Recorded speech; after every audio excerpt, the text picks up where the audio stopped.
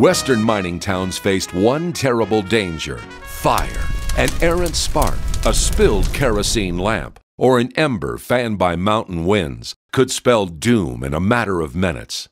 When the warning cry was raised, the fire bell began to clang, and all hope of survival rested on the stalwart volunteers of the local fire department. With hand-drawn pumpers and hose carts, spindly hooks and ladders, and hundreds of feet of snaking hose, they raced to battle the flames.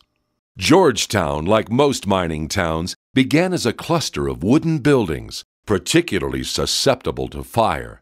No person will question, but we are in constant danger from fires, Georgetown's Colorado miner editorialized in 1869. And an organization with the proper machines might save the town from ruin. By the end of that year, local donations purchased 300 feet of hose, 50 leather buckets, and what was optimistically called a fire engine. While primitive by today's standards, this engine, or pumper, was a decided improvement over bucket brigades. First, a suction hose was dropped into a water source, such as Clear Creek. Then firemen worked long poles on either side of the machine to draw water in on the upstroke and shoot it out another hose on the downstroke. Georgetown's first engine was warranted to throw a stream of 130 feet with 14 men working the pump. By 1874, Georgetown numbered about 3,000 residents. A devastating fire in nearby Central City that year prompted Georgetown businessmen to form a water company and install water lines and 7 hydrants to provide strategic sources of reliable water throughout the downtown district. This availability of piped water changed the way fires were fought and resulted in the town's fire department splitting into 4 specialized companies, each with 20 to 30 volunteers. The original company, Georgetown Fire Company No. 1, remained an engine company concentrating its efforts on the town pumper. Also known as the Old Missouri, its station was located north of the business district on Taos Street, closer to the mills and homes that couldn't access piped water. 2 hose companies and a hook and ladder division were located downtown. Hope Hose Company No. 1 was organized in June 1874 and built a building that spanned Clear Creek near the current post office. Hope Hose shared space with the Star Hook and Ladder Company, until the Stars built their own building at the east end of 6th Street. From either location, the Stars' specialty was reaching the 2nd and 3rd stories of the growing commercial district. Alpine Hose Company No. 2, formed later in 1874 to round out Georgetown's firefighting forces, and soon constructed a station on 5th Street between Taos and Rose. It was a superb location from which to protect the commercial district as well as nearby homes.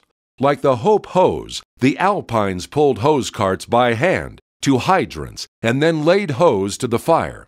Running hose from a hose cart took stamina and was frequently over a longer distance than might be supposed. When the home of John Webb in the northern reaches of town caught fire on a summer's night in 1879, firemen laid 1,350 feet of hose from the nearest hydrant to put the fire out. It was more difficult on wintry evenings, such as the night of January 1883, when plumber William Bible was repairing a gas pipe under Grove's restaurant. The gas company turned on the supply before he had finished, and a nearby candle ignited it. But almost before Mr. Bible realized what happened, the Colorado miner reported, the Alpine and Hope Hose boys had streams a-going that put out the fire and nearly drowned the plumber.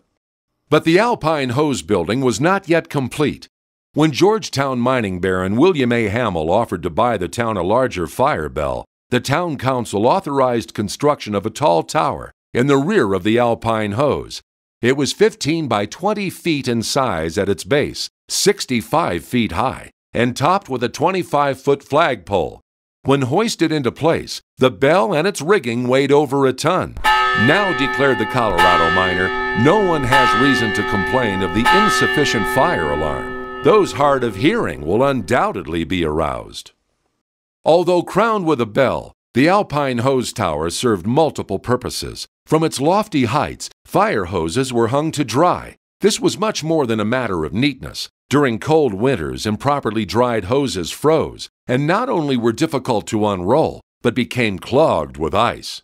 You can still see the drain holes and the wooden floor beneath the tower. The tower also provided a high eyrie from which fire watchmen could keep an eye on the town below. But being a member of a local fire company was not always hard work. To be sure, there was a certain measure of respect from one's neighbors and a sense of pride that came with protecting one's community. But there was also plenty of camaraderie within the fire companies, and sometimes friendly competitions between them. Georgetown's fire companies staged hose cart races on the 4th of July, competed against one another in good-natured baseball games, and hosted scrumptious picnics and well-attended firemen's balls. Sometimes these events were statewide affairs, such as in 1877, when, to celebrate the arrival of the Colorado Central Railroad in town, Georgetown hosted a firemen's state tournament with competing teams from as far away as Pueblo. The Alpine Hose even sponsored a debating club for a time, while Georgetown Fire Company No. 1 provided space for a community reading room long before Georgetown's public library was established. These social functions lent a sophisticated air to the lavishly decorated offices on the second floor. With the chief's desk, elaborate wallpaper, and handsome carpet, these meeting spaces were as refined as any in town.